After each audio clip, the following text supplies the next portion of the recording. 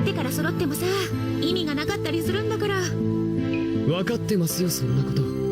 でもやっぱり人手が全然足らないですよなあ。ルルーシュ、どうかしたの？もしかして私に話しかけてた？いいえ、何でもないですよ。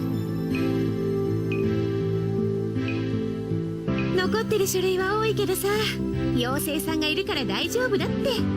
は？何ですかそれは。実は書類の3割ほどもう処理が済んでるのよね。多分その山の何割かも。ええ、それは助かります。で、誰が手伝ってくれたんですか？ばっかね。それが分かったら妖精さんなんて呼ばないって。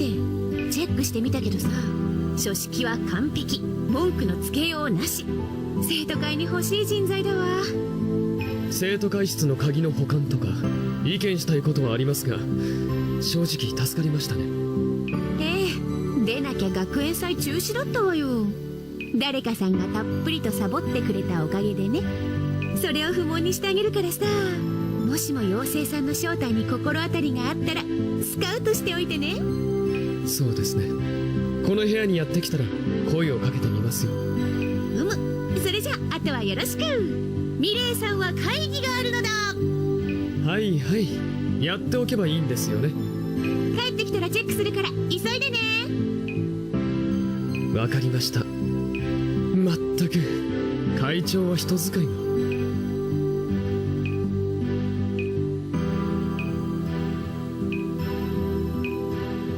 もう一人の自分か。バカバカしい。これでは手伝ってくれた人間のことを妖精と言った会長を笑えないな。いい仕事をするじゃないか、妖精君。でもここまでミスがない書類なら俺が処理したのかもしれないな。